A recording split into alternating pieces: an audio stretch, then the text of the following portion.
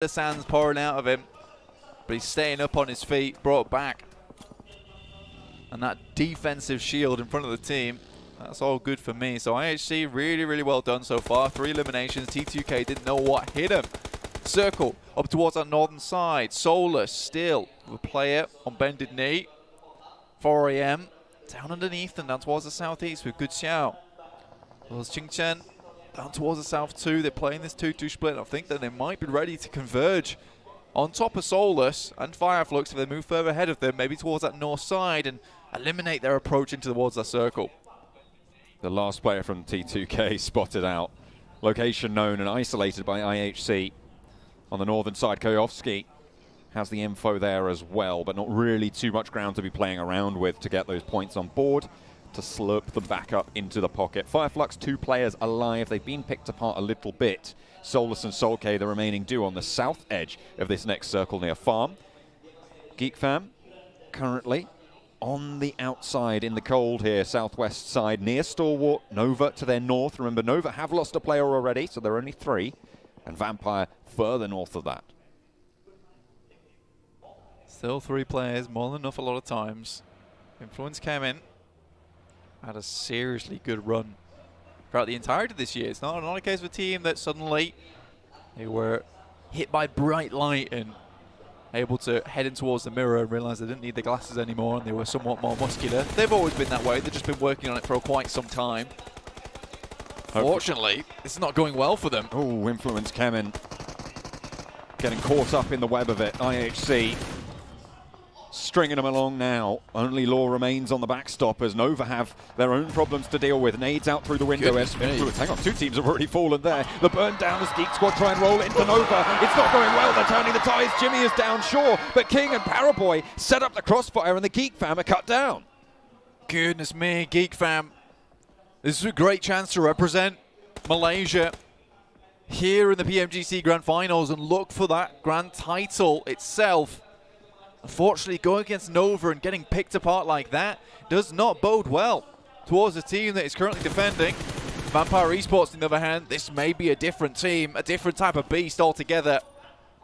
Jimmy did go down in the process, so 2 players alive now for Nova. A knock went over towards Vampire earlier. Schweppes puts a nade through the window to back him off the angle. Oh, it's beautiful! But it goes long and through the door. Paraboy runs right on into it. King now needs to reposition. GeekFam might be able to stay alive off the back of this knock. King dropping those smokes, allowing himself to cross, making sure that he has the cover. Fluke cannot really go for this full aggression just yet. They have to be worried about GeekFam as well, but the hillside's now controlled. King in for the res, but in comes Stone and Ravenclaw in the vehicle. In through the window, pulls the ordnance, and there they go. Nova down and out in the first match. An entirely different beast is exactly what this team is. Sharp fangs, long claws, and massive, massive potential to scare here in the late game, prowling out from the bushes. Really, really well done to Vampire Esports. Cut themselves a nice bit of the circle for themselves over on this western side, can move through it. Good positions to move up against as well towards that east. With Alter Ego taking a couple of knocks there, that might just be their go signal. Delta definitely spotted Qingchen going on into the shack, and there's the Molotov. Is it going to spread? Is it just fallen a little bit short? I think it might be able to get a first aid off there and stay alive, but that nade in through the door might just seal the deal. Outside again, a DRS laying it short. DRS, honestly, they played a very safe type of game over in the league stages, waited a long, long time, and it wasn't until towards those final moments we really saw what they were made of, John, honestly. And I think that once we did see that, we saw that, you know, they were maybe a little bit more tougher than we expected, considering now on the edge a lot of times. Now they're taking the fights to these big teams over in the PMGC. Wolves stalwart already looking for the crash. The Wolves lose the first on the engagement. Action already on 2 eliminations as Remember falls. Memory wiped out as well. Scry into the ground floor, stays up and kicking as well. Beautiful and Pick feet to the back lines now. Looking to pick Remember back up. Scry gets that heal off and they remount their aggression. Scry in through with that DBS. Action takes a lot of damage, but Pika is already forwards with the UMP. Pick feet falls on the top floor and Beautiful's there as well. He's found and Stalwart keep it on rolling. The Chinese teams are being pulled apart here, Blank. Really good stuff there from Stalwart. And again, this is definitely no longer these years of PMGC being all about China, we have some seriously good teams. Alpha 7 included, taking it to the guys from Buddhadam so far. Mythic down behind them, but if anyone can do it, Revo can. This guy has been certainly impactful for the team. Carrillo is still there as well. Tiger with the zone pushing in will have to move now. Demo from IHC. We've seen him be, you were talking about it, a little bit of a punching bag earlier, Blank, and that sand is still topping him up. Vampire on the western edge, playing still with 4. Pushing in, they will need to move past Alter Ego. Fnatic on the off angle. Vampire may be potentially unaware of it, but it looks like they're playing on that ridgeline. 4 players from Alpha 7. In the meantime, on the eastern side, this is the opposite end of the circle from Vampire and Alter Ego. They're going to move on forwards, take the challenge with DRS. IHC forcing this into a linear engagement. Again, a lot of fights going to start to pop off now. All these positions no longer really able to just sit around and wait for these teams to get a little bit closer. Inco, though, once again, that macro, that game sense coming into play where they pick up that northern side compound. They do it so often, they do it so well, it almost looks like luck, but I don't think we can say that it is anymore. They just have a very good awareness of where these circles are going and which are the best compounds, which are the best routes in. All 4 players currently holding on that northern side. The only other teams that may be able to contest is S2G as well as IHC right on the edge. But look at this, IHC is suffering. Alpha 7, they felt the pressure of that linearized fight and they said, you know what? We're not messing about here. We're going to isolate you. We're going to take you out of the mix. 6 eliminations now on the cards for Alpha 7, and they can continue to push in from the eastern side towards and potentially past DRS. Alter Ego in the meantime. Potato up the top of the hill has got a lot of sightlines to deal with, but Stalwart have other ideas. They're going to move up and potentially look to dethrone him. Stalwart, like you said, looking to pull the players from Alter Ego away from this position. They also have to worry about Vampire Esports, who I think just have found one over on Alter Ego's side. That's Rex going down. Fnatic, Pombit still alive over towards the north here on that 2-1 split. So Inco really still have a fantastic position in the circle. Looking to pick up some big points here to start off the game. This is what they usually do. It's what they usually did over in league stage, which is pick themselves up a big game at the beginning and then run from it from there. Alpha 7 have taken a knock, as have Stalwart. Vampire, 5 eliminations. They're playing well and together, but they have got a little bit of ground to cover now ahead of them. Alter Ego stay alive as 3. Taking heavy punishment from the north side now. It's S2G taking shots out their way. Fnatic will be able to get that first aid off, but up goes the vehicle and slow it goes down. Potato gets baked. And they're looking to add the cheese as well for 4 angry men. It's just Ching Chen remaining. The Bison in hand as well. Ponbet last standing, wants to res Fnatic in this position. Ching Chen flushes out the teammate. And again, if he takes down the last 2, that would be a pretty convincing 1v3 coming through from 4 AM. With 8 teams remaining, potentially some good points here for them. DRS still going strong though. You see them with 4 players still alive, 4 eliminations, certainly not bad. Alpha 7 with 6 and 4 teammates still up. Make that 7 now, looking to start out these games strong. Inco in an engagement, but Nene Bete is holding his own, as we know he can do for Inco. Vampire moving on in now as S2G have moved down south to try and engage on this as well. Up the top, Alter Ego still struggling. So we hop over to the other side of the circle now again. Hang on a minute, we're back here. Silas launches a nade up the hill and Fnatic takes a tumble. Ponbet last standing now for Alter Ego. Damage done though to the ranks of the Vampires as Alter Ego swept aside. 8th place, 1 elimination. Stalwart now with a challenge on DRS on the south side. Forwards position for actions. Pika is already down as Scry is dispatched by Gianti on the off angle. A nice find. Nade in hand on the bottom of the hill. Needs to come through now, or it needs to stay tall. Rules might not even know about it. Hang on a minute, he's pushed all the way through. He's managed to get a knock on the back, and top falls as well. But they've turned around on Gianti now under pressure from action. But it's DRS, and Stalwart fall. An insanely good crunch there coming out from DRS from either side. I don't think Stalwart saw what was coming. They went for a greedy res there towards the end too, and just just wasn't quite enough. This is again, what I was talking about earlier, is there's absolutely no teams within this lobby that are not a threat anymore. You cannot just pass anyone up. You can't go for these greedy type of plays. You just have to get out of dodge. Yes, having 4 players is going to lead you to a better chance of getting that win or maybe tailing out of that fight, but sometimes you just got to run away, and that is what potentially Stalwart should have done with his smokes. Maybe got 1 knock and then just scarpered. Could still go for that top 5 position. That top 3 was still in the bag, still available.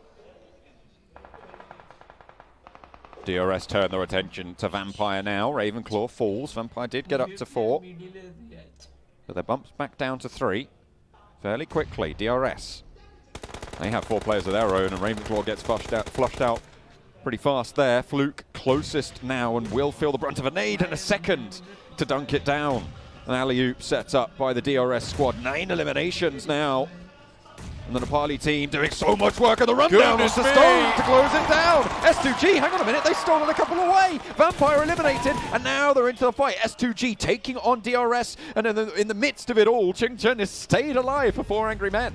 Oh my days, Nepali fans everywhere going to be very happy with how this game has come out. DRS playing a very, very passive game over in the league stage, but as soon as they're here in the PMGC, they realized they've had to turn things up by 11, which is great to see. DRS currently looking very, very clean with it. Right now, a couple more teams to go. S2G, obviously a very strong team hailing from Turkey. 4AM, 1 player remaining for them. Inco with 3, with that extremely strong position over towards that northern side. But again, DRS, they have lost 1 player, so this is still all to play for. 2 Brazilian teams remain, Alpha 7 and Inco. Alpha 7 in a little bit of a crunch, though, on the eastern side. Mythic low and actually under pressure from Inco, the other team from Brazil, and they will find the final knock there, the final flush. 7 eliminations, 5th place for Alpha 7. That's a very good start to their tournament. It's a really good start to their tournament. I mean, that's going to bump them up massively. It'll give them that 11-point average kind of lead very early on in terms of like a 3-game buffer, which is ideally what you want if they can take it just a little bit further now. I think DRS realizes this, which is why they slow things down massively. S2G, though, still have a chance to bring things back for themselves. It'd be a really good opportunity here to make their countrymen proud. With the announcement that the next global finals will be held in their home country, they're looking to make their mark, to try and state their claim to be there in 2023, but they've got to get through this one first. Really good developments coming through from Turkey this year, honestly. Just in terms of players, in terms of teams, in terms of infrastructure. And again, this has probably been one of the best years in terms of adding those really, really influential players from around the world. But again, DRS takes this one to a grinding halt now. Waiting for any of these teams around them to make a mistake. Push just a little bit too far. And they better with that AWM, a fearsome sight as an outpost for Inco. A star player for the roster. With a big heavy hitting gun, Vitali ducks back into the blue, takes a lot of damage to retrieve that buggy, but that could be very, very valuable in the next circle or 2 to keep them alive, to give them a little bit more cover. Ching-Chun still alive, top 4. Top 4 is great right now for 4AM. They'll take this. Yes, they only got 1 elimination, but the point system, how it still is right now, 3rd, 2nd place really does offer you a very good amount of points, and this kind of game can be salvaged off the back of points lead like that. For 4AM to identify that, just go for this kind of gameplay. You know, it's not what they would probably do in PAL, but in the PMGC 2022 Grand Finals, this is a good call to make, and that is that adaptability of a lot of these Chinese teams coming into play. Just needing to move a little bit further forwards in the next zone. Pretty close to the edge right now. The blue zone will not slow. No matter who you are, no matter where you're from. DRS on the south side lurking to sweep across this hill a little bit. Inco are holding out. Ching-Chun finally, I think, starting to strike as the solo player. Needing a little bit more ground, a little bit more position. Might be coming from DRS that actually, but S2G nonetheless still all live and kicking. All of them still in action. Kelsey on the backstop. Kelsey, it's a good angle, but it's Vitali. Some beautiful shots there from the SLR, looking for one more. He's the bear is hitting the helmet. Can he thread the shot over the top? But no. From downhill, it was not meant to be. Nenebete under pressure, found out as well. Just Vitali, S2G taking heavy punishment. Vitali, he's got the SLR, and now Hamzy left with the duo of Kelsey to try and stay alive. DRS are in the midst of it all. 3 players for them. 6 eliminations on Killer, by the way, in the meantime. And the players from Inco started to fall down the hill. In the midst of it all, still Ching-Chen stays alive, but finally dispatched. The 4 angry men will go down in 4th place. Now, Vitali around the edge, has the DBS, waits for him to go close. I don't even know if that was from the DBS. Yes, it was. Hamzy sent packing, and now Inco down the hill leave DRS a golden opportunity, which they will seize with both hands. The Nepali team shout loud in the first match. Can you believe it though? Nenebete was looking with the AWM to make a splash in this first game, but in fact it was Vitali out of nowhere with the SLR and that DBS to finish things off for S2G, but DRS really knew when to speed up that game, when to slow it down, and 100% deserved that win there for Nepal. Really strong play from them. You can see that they're relieved by this as well. This is going to give them that nice points buffer available to them to carry on going. That was pretty heavy as a game for them as well. They had a lot of eliminations on the card. You could see their 6 eliminations for their MVP this game. 1.4k damage, near enough. Brilliant performance coming through from Killer for the squad, and the rest of DRS moved well on these hillsides. Absolutely. I think for Killer, he's been performing pretty damn well recently, and a 1.4k mark is not an easy mark to hit either. That is really tough, and I think for him, he's going to be massively proud with this game, John. You were talking about how these players can adapt, can change coming into these finals. Yep. This is what you wanted to see from DRS. You've talked about that change of gameplay. I mean, this is completely like similar to Nova, right? Is that cruising playstyle over in the league stages to get into PMGC and then bring it all to bear there. But I think DRS maybe doesn't have that strength towards the start of the year. And I think through this team, through Delta, Rules, Killer, Gyante, they've really found this magical team set now, this magical core that's going to take them really all the way at this point in time. And for DRS, normally I would have looked at that situation, been like 3 players still left remaining.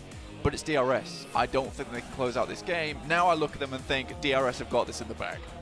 Seemingly really very effectively as well. Look at that. 27 smokes used, 21 grenades. It kept them together all the way until the end. They played it, I would say, near enough perfectly on these hillsides. And it wasn't like it was a game that just went to them. They had to fight for that position. Yeah, they had to fight for 100%. I think for Inco, they're a very different team altogether. They're kind of the Nitro Boost team, in my opinion. You know, they've got the small amount of fuel left of Nitro, and they just hit that Nitro button towards the end of the game, the last 2 minutes. It sees them up towards that top 3. That's all they need, really. Inco don't got friends, they got family. They are blasting out, but so are DRS, with a statement game to kick things off here at the PMGC.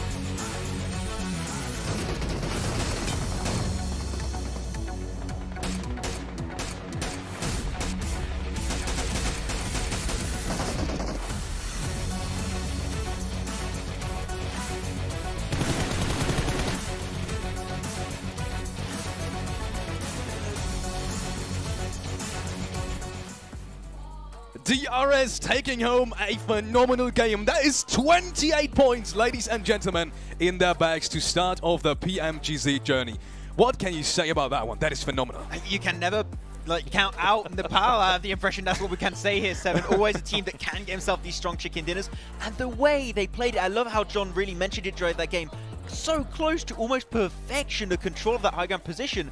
like, really, as long as they cleared the team south and east, there was no way DRS did not get that chicken dinner. Yeah, and I love the aggressiveness that they were able to showcase too. I mean, we saw them being able to run over people too. We saw them being able to use anything within their means to just get those eliminations. They ended up with their team. But I mean, Inco Gaming, for them to be able to do 10 elims, I thought that was great too. We saw at one point Vitaly being able to get some great angles, trying to put on some damage. It was kind of sad not being able to see Nenebete use that arm. I would have loved to see that. Yeah, you got himself at least one, I think, knock plus a flush afterwards. I wanted more. It's not DBS, you know.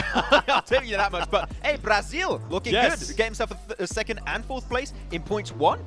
Pretty good start. S2G as well, we saw them there, and then you can see one of the players that I was talking about, Inco Vitaly. He was able to put up 7 eliminations, 44% of the contributed. Are you kidding me? 1,300 damage too? Wait, look at my boy Killer. 21 nades on his lonesome. What? His backpack was just full of nades. Okay. Vitaly had 1. No. Well, his looting phase must have been pretty good if he was able to throw 21 grenades. Might have been some smokes in there. Maybe too. a few here and there. You know, you got to use those. Still, what, like, for them to start off like this, that is so impressive. 1,300 damage out of both players. Well, we already have Inco here right now. They were the team that had, well, the best position for most of the circle. They were the only ones that had hard cover inside their compound on the southern side. Still getting 7 elims and just 1 player and 10 in total. Is this something you expected with that circle? I mean, the thing is, as you said, right, the circle did come their way, but the way they just control it, and especially when they sent Nenebete, keeping 2 players retreated in the compound, you're just somewhat securing a big area, and you just say, look, allow yourself to get a few eliminations here and there, but top performer, of course, is going to be Vitaly this time around. Who else? And, yeah, 44% team contribution, really putting the foot forward for Inco. Yeah, and for me, I mean, Killer YT as well, being able to put up 6 elims. We saw them earlier too. But Vampire Esports, I felt like that was just such a pleasant surprise. We were looking at each other. We were hyped up. I was getting flashbacks from PMWI. This team just being able to third party. I feel like that was the story